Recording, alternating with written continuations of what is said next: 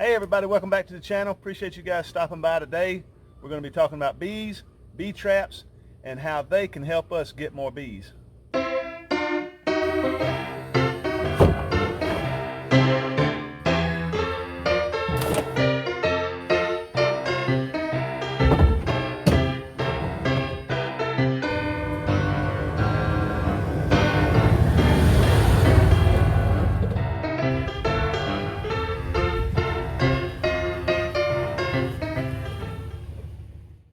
Okay everybody, I want to talk to you guys a little bit about honeybees. Before we get started, I'm not a professional beekeeper, but we've been doing this for about 5 or 6 years, I guess. And it seems like every year we come across something brand new that we get into to try to keep bees on our farm without having to pay for bees. And last year we made these honeybee traps and we didn't catch a single bee out of them. And I was a little discouraged about that. I made 5. I put 3 in this pasture. I put 1 down by our swing set way up in a tree and 1 way down our driveway. Our driveway's forever long. So I got 1 about halfway down the driveway. But we didn't catch a single bee out of them last year. And I kept an eye on them. I put the lemongrass oil on them like you're supposed to. I did everything I could possibly do. I babied them things praying to catch a hive. But we didn't catch one, and that's just part of it. But this year, we were out putting out, I put a video out a while back. We were putting out these little bag-of-bug things to catch these Japanese beetles. And we just happened, I totally forgot about these from last year. We just happened to look up. And there's one right there on that tree. And we check it every now and then. But really this year we hadn't checked it at all. I really don't know the temperament on these bees yet, but they're going in and out. So we just happen to see bees going in and out. And I assume there's a hive in there. We caught a swarm. Now I haven't checked it whatsoever, no more than what I just did there. I'm gonna put my suit on in a minute and really get in there and look, give them a little smoke, get in there and look and just see what kind of hive we got. I figure it can't be no bigger than 5 gallons. It's a 5-gallon bucket. But we're gonna put them in a nuke. Hopefully we get some comb out of there with some brood, drop in there, and we get us a little extra hive to try to push through the winter. Okay guys, before I get started, I think what I want to do, before I smoke them or anything, I just want to look in there and see what's actually going on. They're bringing in pollen, so surely they got some comb in there, but I can look through the hole and I don't see anything in there. It may have just been here just a short time, hopefully. I'd like this to be a little easy. I'm going to climb up in here. I'm actually going to look for the camera. Okay, they got some comb right there at the top. They're over here just nailing my arm. But there's some comb at the top. See, and it looks like it's just a little. Looks like this is going to be relatively easy. Hopefully we got a queen, just a little bit of comb. We'll put her in this nuke. I'm gonna cut these limbs down right here. These limbs right here. I'm gonna cut them down and back my truck in here. And I'm gonna put I got a board to put on this ladder rack. And I'll put the hive on top of the board. And hopefully all the ones that are coming in tonight will find the box with the queen in it. Hopefully the queen will stay. And we can, when it gets dark, we wrap them up, put them in our yard. So let me go get some limb loppers, cut this out, and we're going to take this thing down.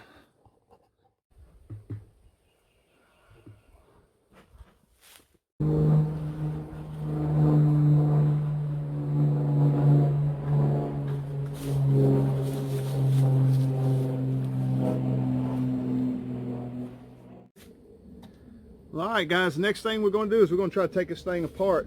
It doesn't feel like there's that much going on in there. There's not really a lot of bees, so it's not going to be some big giant hive. But I'm curious what's inside. It's a small swarm. Maybe we can beef it up.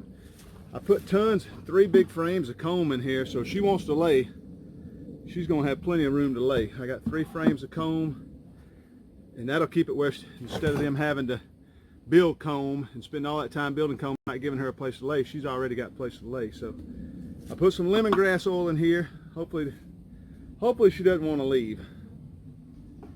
Now this is going to be the trick, is to get this off.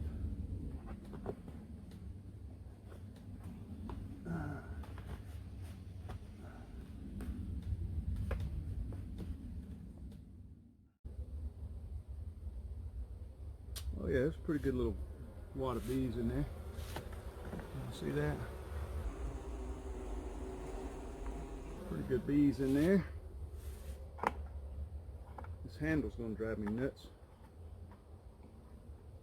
This swarm hadn't been in here all that long. This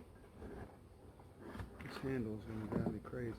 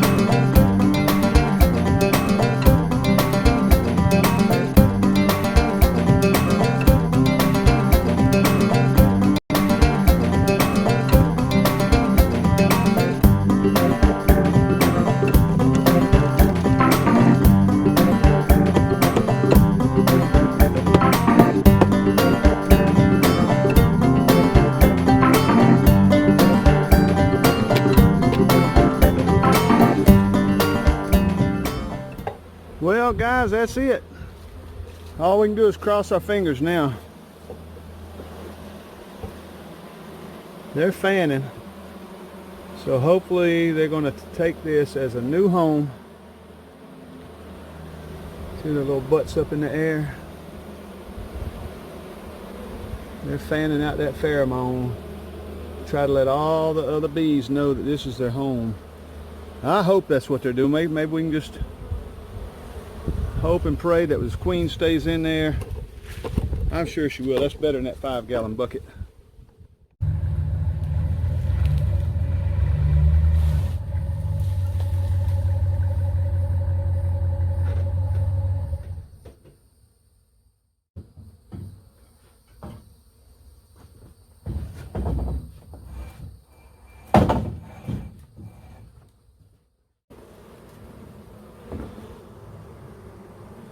Well guys, the hive was right there. You can see the black mark where the stick was, or the piece of wood. And they seem to be finding their way in.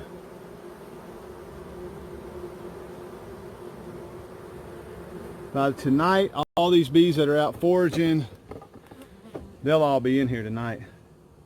I would take my suit off, but it's a madhouse out here right now.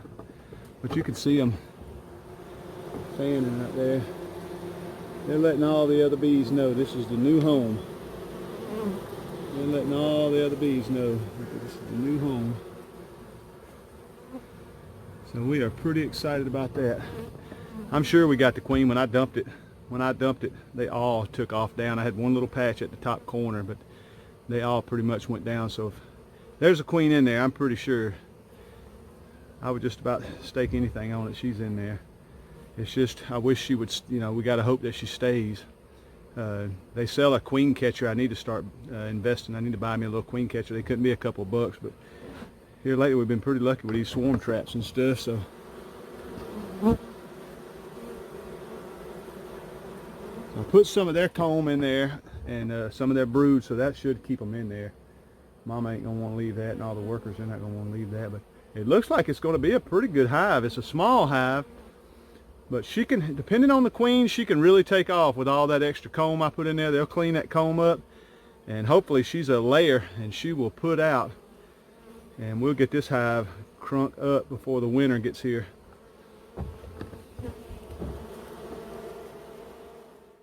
Guys, I want to tell y'all a little about these 5-gallon bucket swarm traps that we made.